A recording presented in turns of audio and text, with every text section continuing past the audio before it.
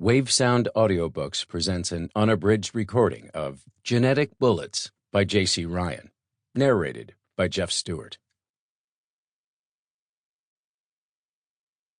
Prologue.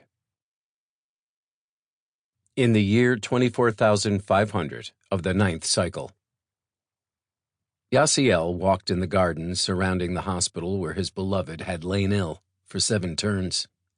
So many had fallen to this illness, but the doctors counseled hope, for there was nothing else to be done. Others railed against the isolation, though that was what brought them here in the first place. This was a beautiful place of peace and tranquility, a place to withdraw from the hurly-burly of business and crowds. Here there was no hunger, no violence, no striving, only peace and beauty.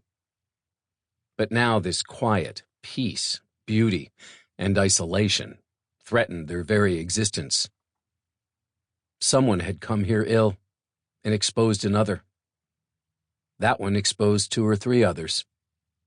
Soon, everyone whose forebears came from the lush valley of the land to the north of the sea and between the impassable mountain ranges were ill, and many had died. Adna would die soon, too, God willing. How she suffered. Yasiel could see no hope for her recovery. Her body burned. She cried out for relief from the pain. It would have been an act of kindness to press her pillow to her face and let it end. He could not do it, though, and the inability was bitter. He loved her too much to be without her, and not enough to set aside his selfish wish to keep her alive by any means possible, so that, in the event of a miracle, she might be restored to him. This agony of indecision and grief made him careless, or perhaps it was because Yasiel himself was ill, though the symptoms had not yet made themselves known. In any case, his decision was taken from him in that moment, as his foot slipped off the path and he stumbled, then fell. Instantly, before he even had time to register the pain of being burned alive, he was swallowed by the fumarole that steamed beside the path.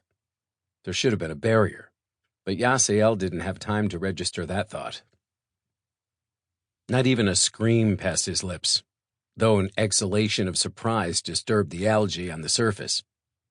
His last thought, cut off almost before it formed, was that his beloved would soon be with him in eternity. Chapter 1. We Have to Go Back. Professor Charles Summers was unaccountably... Sample complete. Ready to continue?